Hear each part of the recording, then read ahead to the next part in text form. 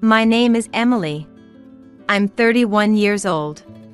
I work as a benefits planner for a life insurance company. It's a global business, and the pay is decent. Since I visit various companies for work, I have opportunities to meet people, including men.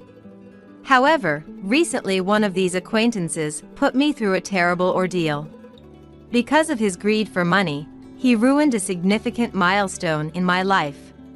Today, I'd like to share the story of that unfortunate event. I lost both my parents in a car accident when I was in elementary school. My maternal grandparents raised me. I attended local public schools for middle and high school, and then went to a somewhat expensive college. My grandparents, who didn't have much money, took out loans so I could go to college. After I got a job, I took over the remaining debt. As a result, I was a bit strapped for cash when I met David through a mutual work connection. David laughed when I nervously shared my financial situation with him. I'm in a similar boat. Still paying off student loans, he said. So, we're the debt repayment couple, huh? Exactly. I'd love to be debt-free as soon as possible. During our time dating, I was incredibly happy with David. We didn't have a lot of disposable income, but every day was fulfilling. Over the 3 years we dated, David kept getting promotions. His company valued ambition and talent, so he moved up quickly. As David's income improved, so did the quality of our relationship. I also picked up the pace on my debt repayment, not wanting to be left behind. David always had kind words for me. Don't push yourself too hard, Emily. If you collapse, I'll be ruined too. You're the reason I can work hard like this. Thank you. It's nice to hear that. Don't push yourself too hard either. You're the reason I can keep going too. We supported each other emotionally, helping each other get through our tough daily jobs. Looking back, that period of my life was fulfilling and purposeful. During this high point in our lives, David finally proposed to me. I want you by my side forever, as partners supporting each other. I'm so happy. Thank you. Likewise, I look forward to our future together. We decided to rent a new condo and move in together. Both of us earning well, I felt our relationship strengthened. That's the vibe I got. This was a little before we actually started living together. I met David's parents. They were thrilled to meet me. According to them, David scored a beautiful and talented woman who graduated from a good university. I remember feeling awkward, yet flattered by their compliments. I didn't have parents, and my grandparents who raised me were already in a nursing home. So, I decided David should meet my high school best friend, Melissa. We met at a cafe near Melissa's condo. Nice to meet you, I'm David. Happy to finally meet you. I'm Melissa. Emily told me a lot about you. Please take good care of her, she can be vulnerable at times. Melissa is the same age as me, but she's incredibly stable and reliable. I was always the little sister figure, leaning on her for support. The big turning point came a few months after this initial cafe meeting. And once again, Melissa would come to my aid. In any case, introducing David to my best friend went off without a hitch. David and I then decided it was time to dive into wedding planning. Around the time we began planning, David's work started demanding more of him. Even on days we planned to go dress shopping, urgent calls would come in. I have to work this weekend. I know it's a big day for us. I'm really sorry. It's okay. I'll try on the dresses, snap some pictures, and we can pick one later. Thank you. I'd rather be there in person, but I appreciate the gesture. David was genuinely busy around this time. He was working almost every weekend and even had work trips during the week. I was pretty much planning the wedding by myself. which was exhausting since I had my job too. But all the hard work paid off. The ceremony and the reception exceeded our expectations. My coworkers livened up the party with performances, and Melissa gave a touching speech. My grandparents, who are in a nursing home, sent their blessings through a video message. After waving goodbye to the last of our guests, David and I finally had a moment to relax in the backstage room. I remember David casually checking his phone right after our small talk. The surprised look on his face, David left the table while on the phone. I thought he might be having some work trouble. But little did I know, something was changing behind the scenes. A change big enough to affect both David's and my life. In the backyard of the venue, there was a steep staircase for staff use. In my gown, I had to pass by those stairs to change. The staff were distracted by someone calling from across the hallway. I think it was in that moment when I was off guard. My body flew through the air. Someone screamed. A powerful impact. And a series of intense pain overwhelmed me. I fell down the steep stairs in my gown and lost consciousness. When I came to, I was lying in a hospital bed. Bandages were wrapped around my arms and legs, and I was bruised and scraped all over. No broken bones, just bruises and contusions, and thankfully, my brain activity was normal. The nurse explained that I had fallen down the stairs at the venue. I had no idea how it happened. A few hours later, an even more puzzling event unfolded. David, who had come into my hospital room, suddenly broke up with me.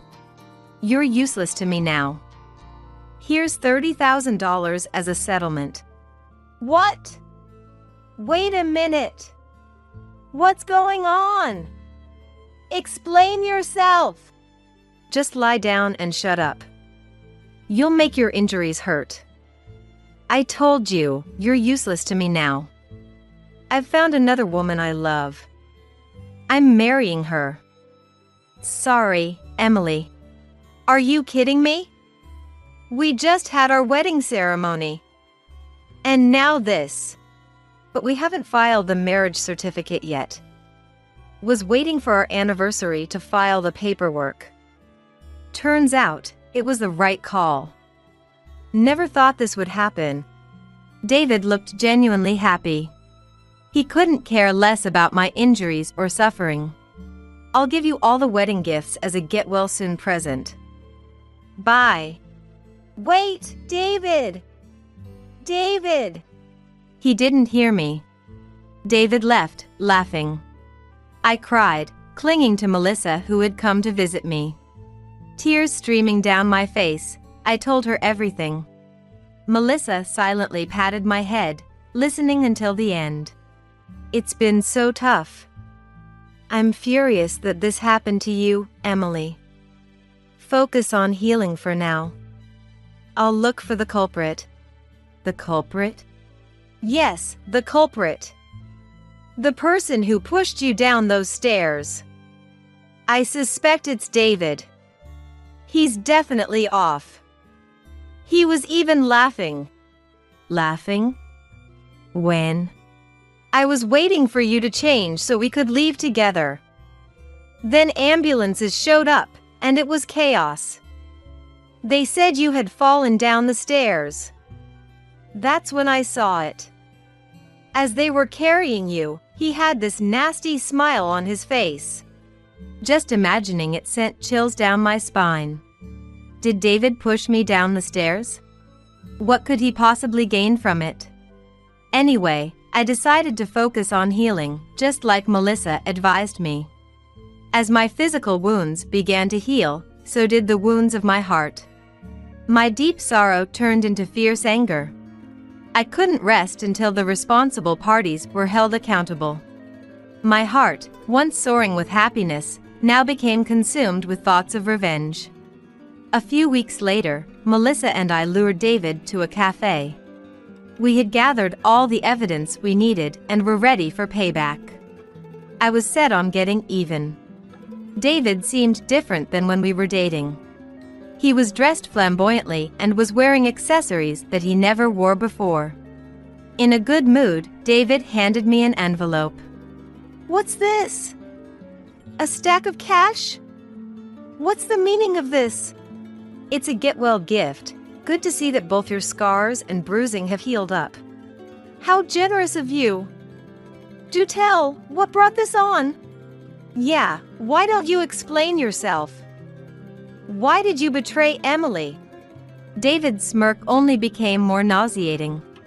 He looked so smug that it was creepy. Actually, the woman I've been seeing won $10 million in the lottery. $10 million? Yes. So, what's 10K or 20K to me now? Apparently, David had been involved with another woman even before we were married. She hit the jackpot right after our wedding ceremony. David changed his mind after learning about it. And in a fit of excitement, he pushed me down the stairs. He must have thought he could smoothly transition into a new life with her once I was out of the picture. What a selfish man. I felt the flames of revenge burn deep within me. I can't forgive you. I'll report you to the police. Whoa there. Don't make it sound like I pushed you. There's no evidence. The staff said you slipped and fell. True, that's what the staff testified. But they only reported what they saw. Melissa had done her own in-depth investigation. I asked the venue staff to show me all the security footage. On one of the tapes, there's a brief moment that shows a hand pushing Emily's back. Startled, Melissa showed David her phone. It was a freeze frame of the moment of the crime. The color of the perpetrator's clothes. It matches the frock coat you were wearing. Nobody else at the venue was wearing that color that day. No way, you've got to be kidding. Gone was his earlier confidence. David began to tremble and turned pale. He seemed to have given up. He came forward and apologized deeply. Please, I beg you. Don't tell anyone. Just spare me from the police. So you admit you're a criminal. Will you turn yourself in, or should I call the authorities? What's it going to be? Damn it!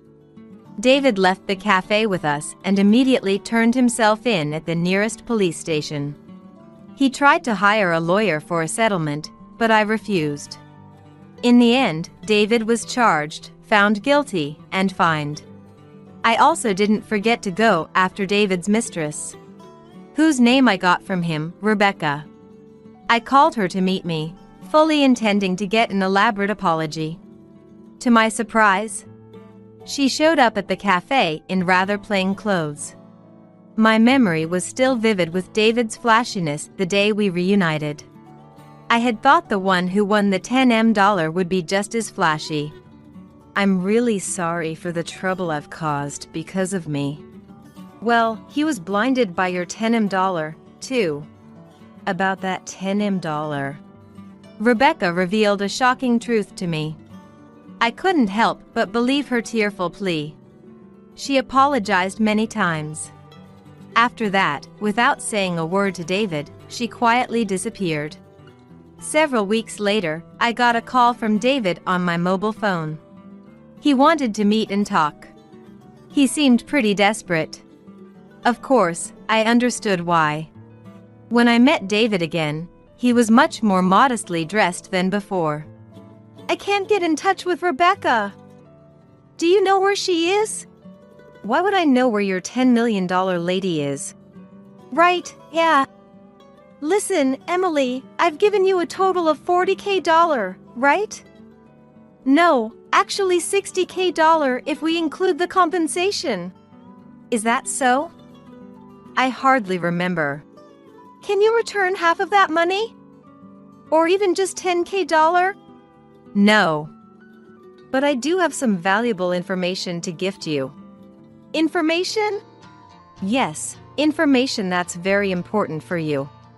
I took out my mobile phone and played a pre-recorded video. David's eyes widened. It was Rebecca. I had recorded her before she left town. David, I have to apologize to you. I'm really sorry. The story about me winning $10 in the lottery was a lie. I lied because I couldn't bear the thought of you marrying someone else. A lie? The whole $10 million story was a lie. I'm truly sorry. I just apologized to Emily as well. I plan to disappear from this town. I can't tell you where I'm going. I'm really sorry for ruining both of your lives. David was stunned, speechless for a long time after the video ended. He looked completely shocked. It wasn't funny when I thought about being in his shoes. Pushing your spouse down the stairs for a non-existent $10 fooled by a lie, impulsively committing a crime, and losing $60,000 including the compensation. Who would want to live their life thinking they're such a pathetic person? Leaving David as he was, head down and immobile, I walked out of the cafe gripping the receipt. That was a few days after our encounter at the cafe. My phone buzzed again. Another call from David. Look, I've come to my senses. I was wrong. Can we start over? You've got some nerve, spouting lines like that. Especially after you messed up a chapter of my life. The real culprit here is Rebecca for lying to me. If she hadn't lied. Hadn't lied? So you wouldn't have pushed me down the stairs, blinded by greed? Cut it out. You were already the worst when you cheated on me. Who would give a man like you a second chance? Those $10 million from Rebecca exposed the real David. In that sense, I could almost thank her for her lie. It saved me from wasting my life on a worthless man. David tried to keep the conversation going, desperate to keep me on the line. It was a pathetic and futile struggle. I ended the call, feeling like I was pushing away someone who was desperately chasing after me. David had quit his job long ago, banking on Rebecca's $10 million lie. Now, it seemed he had to find new work. Melissa told me this as we shared drinks at my place over the weekend. She'd run into David in town and heard it straight from him. He can't get steady work because of his criminal record. Last I saw him, he was delivering food on a bike. So, he's doing delivery? Sounds like gig work. Seems that way. He's doing whatever he can find. Melissa shared some of David's job-hopping history. Traffic control for roadwork, janitorial services, lunchbox factory staff, warehouse worker. He looked worn out, all tanned and sunburned. I told him this is karma for betraying Emily, and he nodded. If he's aware, that's good. I hope he continues to repent for the rest of his life. Would you consider starting over with him if the chance came? No way! A man who'd push a bride down the stairs in her wedding dress? Are you kidding? Melissa and I laughed heartily at that. Even if he threw $10 million my way, I'd still decline. A few days later, David contacted me again. Can you lend me $100? I'm really struggling here. No way. Please, don't contact me again. And no following me. If you do, I'm going to the police. Wait, Emily. I'm really sorry. Don't you dare call me by my first name. I hung up and immediately blocked David's number. If he crosses a line, I have no problem reporting him. My post-David life has been pretty smooth. I got a good settlement, and he even paid for the venue. My grandparents in the nursing home and my coworkers all sympathize with me. Which is to be expected. Anyone would feel sorry for a bride betrayed right after her wedding. But I'm not overly pessimistic about my current situation. My career is thriving, and my personal life is fulfilling. Melissa and I are even thinking of going to a singles event. Having a divorce history isn't going to hold me back. I'm strong enough to make my fall down the stairs a talking point. Life has so much more in store. I'm going to find someone amazing and build a happy home. Stop being a baby just because you're pregnant. John was clutching his glass on the table, about to throw it at me. I covered my stomach with my hands, trying to protect it, and closed my eyes. When I opened them, Harper was crouching in front of me. Harper was holding her head with her hands. Blood was seeping from her hands. Harper, lying on her side, was looking at me. Sis, take this. Harper handed me her smartphone. I nodded firmly and took it. This would be our weapon. I'm Mia, 29 years old. I quit my job due to my pregnancy and became a housewife. My husband John and I were colleagues at the same company and got married after a company romance. What brought us together was our mutual hobby of stock investing. Many people invest and save for a better life, but it's rare to find someone who considers it a hobby. We clicked because of our unusual hobby. After many niche dates, we felt secure in our future and decided to get married. After marriage, we lived in a modest apartment close to our workplace, but after discovering my pregnancy, we decided to move in with John's family. John's father David had passed away 3 years ago, leaving behind his mother Grace and his sister Harper, who were living in a spacious house that seemed too large for just the two of them, so John and I decided to move in. Although it was a bit far from work, the house was spacious and had recently been renovated, making it a comfortable home. Grace was kind, and she welcomed me with a smile when we first met. Harper seemed shy and someone who was hard to read, giving off a plain impression. When Grace found out about my pregnancy, she was overjoyed, saying, "Thank you for getting pregnant with John's child. I'll support you as much as I can," and celebrated grandly. When we decided to live together, she said, "Let's have fun living together," which made me feel that there wouldn't be any mother-in-law and daughter-in-law conflict in this house. Looking back, I was mistaken, and this was the beginning of my hell. On the first day of living together, Grace showed me around the house. Grace had always been considerate towards me, always saying, "Thank you for being with John," whenever possible. My friends were against me living with my in-laws, but I wasn't worried at all. My only concern was whether I could get along with Harper. She was always looking down and never made eye contact when speaking. Honestly, it was hard to understand what Harper was thinking, and I found it creepy. She's just shy. Harper is delicate but very skillful with her hands. Grace and John both seemed very considerate of Harper. John bragged about Harper, being proud of her and adored her unusually. According to Grace, Harper would only ask to send a package once or twice a month and usually stayed in her room. She had been reclusive since high school and was not employed.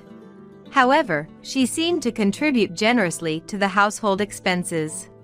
John's family was a bit strange but a good family, and I felt happy to be a part of it. That happiness lasted until we moved in. That night, after moving in, I was busy unpacking and didn't notice John had returned. I heard a loud voice from the entrance. It seemed like John was angry at the entrance. John, prone to complaining, often found fault with shop clerks and delivery personnel. Assuming he was complaining about damaged moving boxes, I headed to the entrance. "What's wrong? Why are you yelling? Did something break?" "It's not that. The man of the house has returned. Come greet me at the entrance." I was stunned by John's selfish remark. "What?" John seemed irritated by my lack of response. "Don't mess with me. When the man of the house comes home, you're supposed to greet him at the entrance. It's common sense." I was frightened by John's anger and apologized. "Sorry. I was busy unpacking." John glared at me with a red face.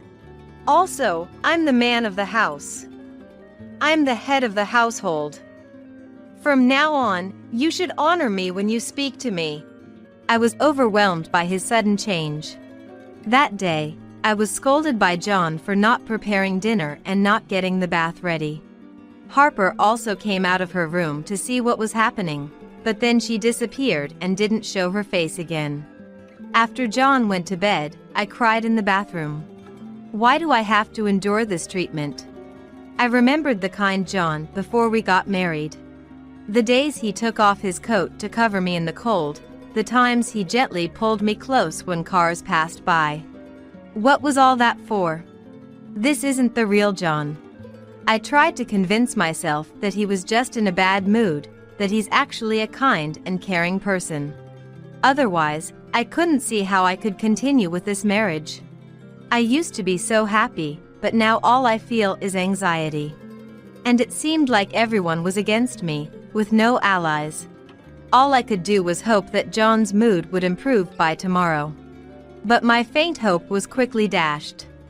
John's attitude the next morning was the same as the night before. Hey, or you.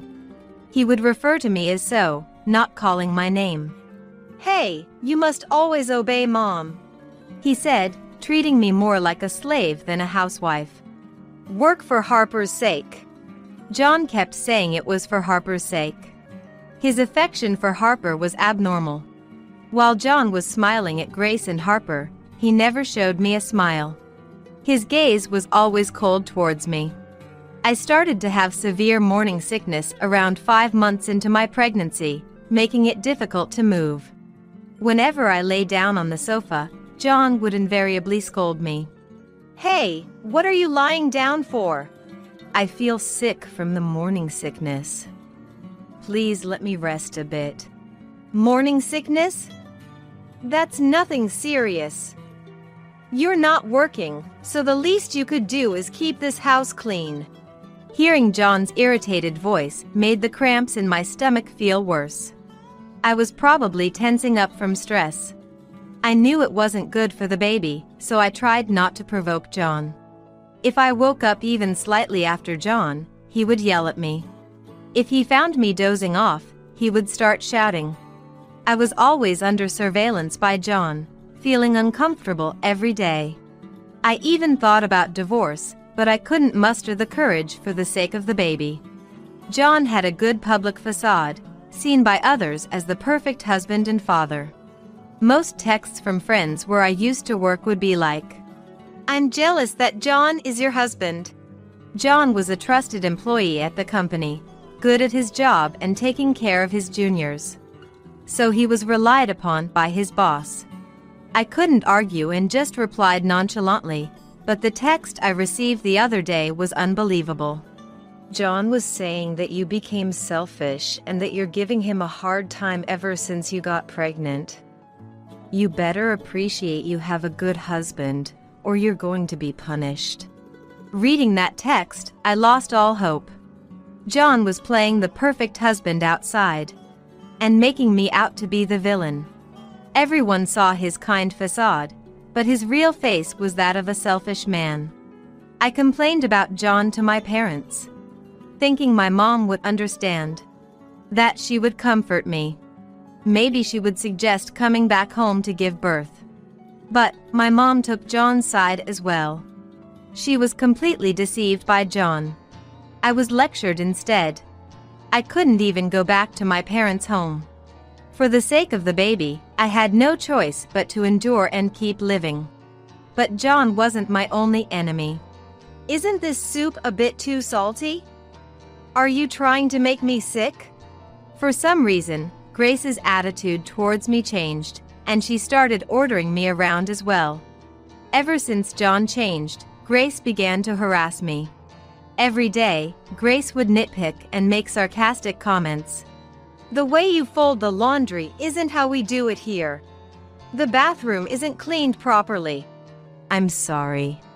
I had no choice but to obediently follow Grace's words. But when I first met Grace, she had said, I'll support you as much as I can. Where did that go? Was I foolish to believe those words? Grace took advantage of me doing all the housework, to laze around during the day or go out to lunch with her friends. And she would always instruct me to make John's favorite dishes. Moreover, she specified shopping at high-end supermarkets. John's favorite dishes take a lot of effort and time to prepare. While feeling dizzy from morning sickness, I somehow managed to cook, and without any appetite, I sat down at the dining table, only to find that somehow the dishes were credited to Harper, with John stuffing his cheeks while lowering the corners of his eyes. Harper prepared the meal again today. You really did a great job, Harper. Unbelievably, all my household chores were being credited to Harper. Harper made all the dishes, and she's also doing the cleaning and laundry, Grace explained to John. Harper, who stays in her room, wasn't there. I wonder how it feels to be praised for something you didn't do. What could Harper be thinking, staying in her room all this time? The harassment towards me wasn't just psychological. John didn't give me any living expenses. Before we got married, we agreed to contribute to a joint account. But John's portion never got deposited. I've been dipping into the savings my parents gave me before marriage and even used up my investment earnings. Recently, I almost had my debit card from my single days taken away. I resisted desperately to keep it. After that, the treatment I received from John and Grace was terrible. Thinking only about protecting the unborn child, I continued my daily chores. Such a life couldn't last. My mind and body were nearing their limits. Struggling to get by, I reached 8 months of pregnancy. One holiday, I spent the morning listening to Grace's complaints while doing the cleaning and laundry. I had to rest frequently because of the tightness in my stomach and could hardly move. Grace, who should understand the difficulties of late pregnancy, pretended not to notice and complained. After complaining, Grace left saying she had plans with friends. John had gone out for golf since the morning. Unable to move due to the physical strain of daily work, I reluctantly hired a housekeeping service. In the afternoon, the housekeeper came and did the cleaning, laundry, grocery shopping, and even meal prep. Feeling relieved that the chores were done, I collapsed on the sofa, unable to keep my eyes open. I needed to put away my half-drunk glass on the table or John would scold me. I must tidy up. But my consciousness faded. I woke up with a pain in my thigh. John was looking down at me with a furious expression. I instinctively rubbed my thigh, apparently kicked by John. Hey, what are you doing? Instead of looking at John, I looked upstairs. Harper was peering down. I hurriedly apologized. I'm sorry, I wasn't feeling well and must have fallen asleep. Pregnancy is no excuse to slack off on household chores. John kicked my thigh again. I grimaced in pain. Why are you letting a housekeeping service do the chores? John was holding the housekeeping contract in his hand. I had left the contract on the table, intending to put it away but fell asleep. Normally, I would apologize, but I had reached my limit. I sighed. I'm 8 months pregnant and have been warned of the risk of preterm labor due to strong abdominal tightness. Pregnancy isn't an illness. What are you slacking off for? I stared at John. Who does he think the father of this child is? You went out to enjoy golf. My body is at its limit.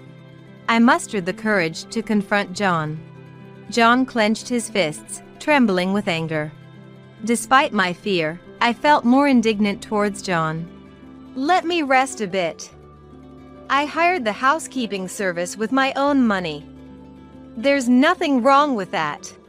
John was about to retort angrily, but I couldn't take in his words. I ignored him and closed my eyes. John's loud yelling made me open my eyes again. He was clutching a glass on the table, about to throw it at me. I covered my stomach with my hands and closed my eyes. Then I heard the sound of breaking glass. When I opened my eyes, Harper was crouched in front of me. Harper was holding her head with her hands. Blood was seeping from her hands. Harper, are you okay? I jumped up and called out to her. Harper, still crouching. I'm okay, she replied in a weak voice. The floor was staining with blood. John stood there, dumbfounded. Even when I called out to John, he remained frozen, clutching his head. Despite being shaken, I managed to call for an ambulance. With Harper still crouched down, I brought a towel and pressed it against her head. The towel quickly soaked with blood. The amount of blood made me fear for Harper's life. I was terrified, but I knew Harper was the real victim here. Wanting to comfort her, I hugged her as tightly as I could. After a while, I heard sirens, and the ambulance arrived. I managed to help Harper stand up and walked her to the entrance, supporting her. John, in a panic, I'm not to blame. It's your fault for not doing the chores, kept muttering.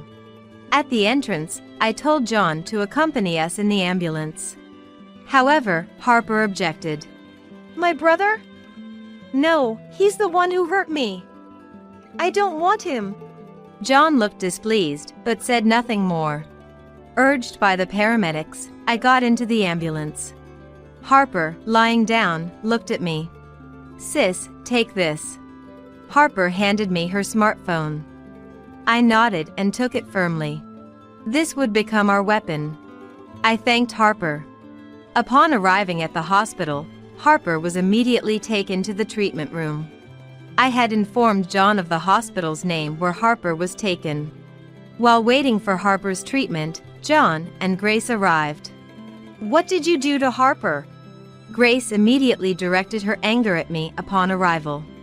I wanted to retaliate but restrained myself due to being in a hospital, mindful of other patients.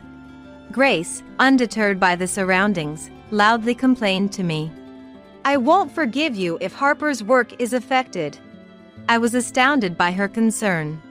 Grace was more worried about Harper's loss of income than her well-being. Harper's profession is a jewelry designer. She designs rings, earrings, and bracelets from her room. Highly popular and contracted with major jewelry brands. Harper's income must be significantly higher than John's annual salary. Grace's primary concern seemed to be the potential loss of income. Such a terrible mother. The seldom used car and probably even their house were likely purchased with Harper's earnings. It was exactly as I had heard from Harper. Harper had once told me, "Mom cares more about my money than me." Watching Grace blame me, John started accusing me as well. That's right, it's your fault.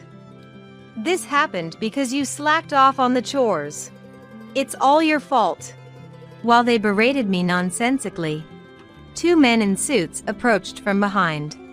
I interrupted John and Grace's complaints. Should we ask these gentlemen here if I'm really to blame? John and Grace turned around in surprise. These are the police officers I called. John and Grace were shocked. Why would you call the police? Because this is a serious assault case. John threw a glass, and Harper got seriously injured. What are you talking about? You did it. How could they twist the story like that? I stared at John, who averted his eyes. Sighing, I began playing a video on Harper's smartphone that I had received. The video captured me being kicked by John and everything up until I called the ambulance. Watching the video, Grace turned pale. She looked at John. John, what is this all about? John remained silent, head down. Grace turned to me. Why do you have Harper's phone? Harper gave it to me to protect me. To protect you? What do you mean? Explain. Grace demanded, trembling. In this household, I had one ally. Harper was on my side. From the day we moved in, Harper was aware of Grace's harassment and John's violence. She occasionally came out of her room to check on me.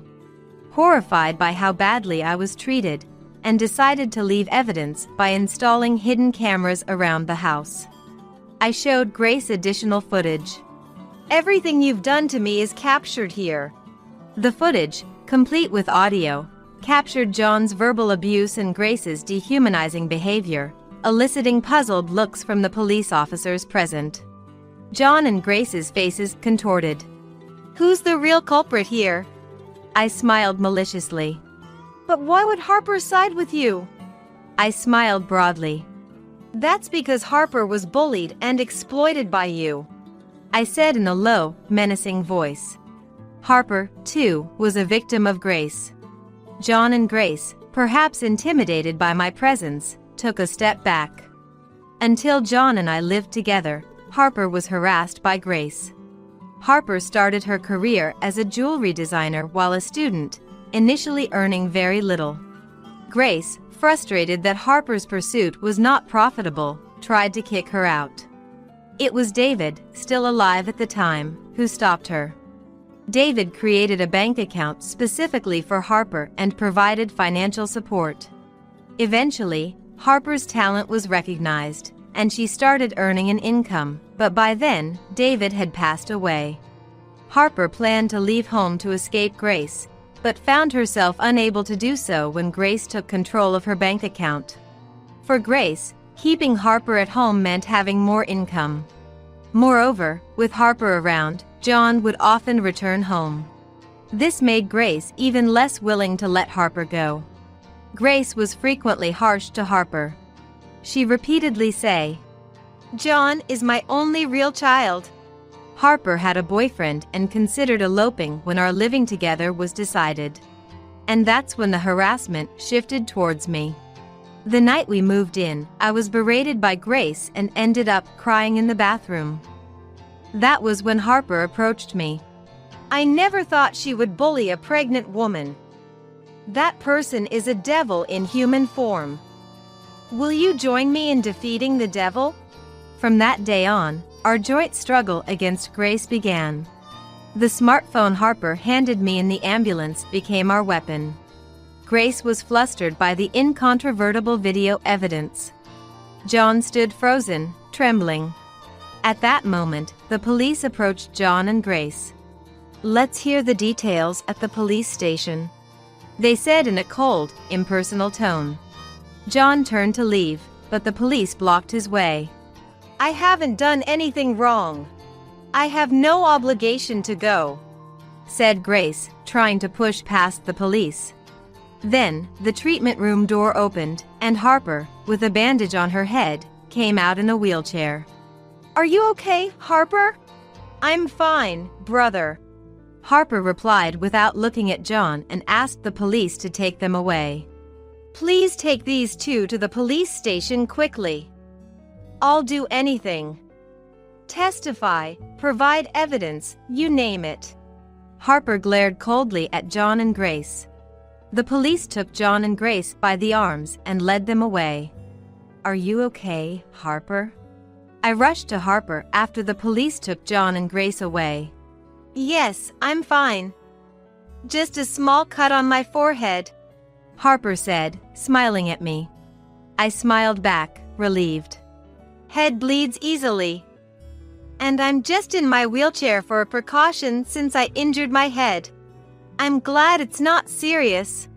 Harper couldn't be discharged until the test results came out and had to be hospitalized for the day. As I was about to go back for our things, Harper's boyfriend, Michael, arrived. Michael was shocked to see Harper in the wheelchair and hugged her, half crying. Harper, reassured, also cried. I quietly left the room, not wanting to intrude. The next day, Harper was discharged after the tests showed no serious issues. Harper and I returned home together. Michael, worried, followed us. Grace and John had not yet returned. We decided to search for Harper's debit card, thinking it was our only chance. In the afternoon, John and Grace returned. Seeing me sitting on the living room sofa, they immediately started accusing me. How could you? Yeah, because of you, Mom and I got lectured at the police station, John said. I stood my ground, retorting. After all, I had strong allies by my side. Be glad you weren't filed a complaint against it. You even led my sister astray. I'll never forgive you for this." Then, Harper and Michael came down the stairs. "Who's been led astray?" John, seeing Harper, was taken aback. Harper held the debit card in her hand. Grace's expression changed instantly when she found it. "John, Mia wants to give you something." Harper hinted at me with a look. I presented the divorce papers in front of John. "You're not seriously thinking of divorcing me, are you?" "Yes, I am." John clutched the divorce papers tightly. "Enough with the jokes. Just sign it. It's more manly to just fill it out quickly. I've always thought you and Mia weren't a good match." "What do you mean?" "Mia is too good for you. Now, hurry up and write." Like under a spell, John placed the divorce papers on the living room table and started to fill them in. John, who used to verbally abuse me and treat me like a slave, was now doing exactly as his sister had said. I can see why Harper called John creepy. Even as he filled out the divorce papers, John kept looking at Harper. I snatched the divorce papers as if to claim them. Submitting these would sever my ties with this house. "Shall we go then?" John tried to reach out to Harper. Unperturbed, Harper took Michael's hand and headed for the entrance. I gave John and Grace a cold look. "I will never forget what you did to me, Grace. And don't you forget either, John." With that, I left the house with Harper and the others. "This isn't over yet," I muttered to myself. I sent an email to John's workplace, dubbing it a divorce notification. I also sent a video to my friend at his workplace. Now, everyone will see John's true colors. Lately, he hasn't been talking to anyone.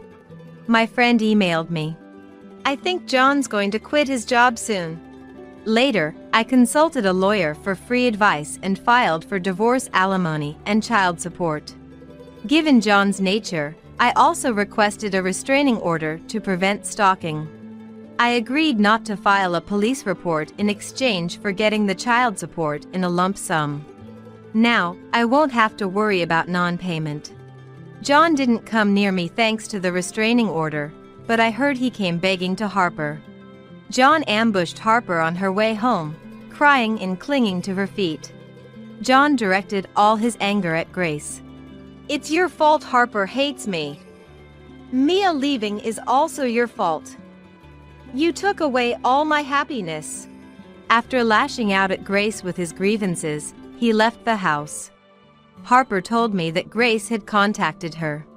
Grace seems to be living like a recluse, concerned about the neighbors' eyes. To that Harper told me, "This is the retribution for what she did to me." With a cold look. 2 months later, I gave birth to a healthy boy.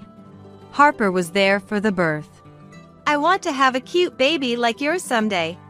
Michael, standing behind her, blushed, which I found adorable. I sent the video to my parents, who had blindly trusted John and refused to believe me. My parents apologized profusely and went to complain to Grace. Their house had become littered with trash with no one cleaning. Grace's response was slow, even to their complaints, and my parents left feeling terrified. Anyway, I have a son who is the apple of my eye and a strong friend named Harper. Life as a single mother will have its challenges, but it seems like it will be enjoyable. I still have the money I saved from investments before marriage, and it's doing well, so there's no rush to return to work. Seeing how remorseful my parents are, it might be nice to go back home. I'm considering taking it easy at my parents' house for a while.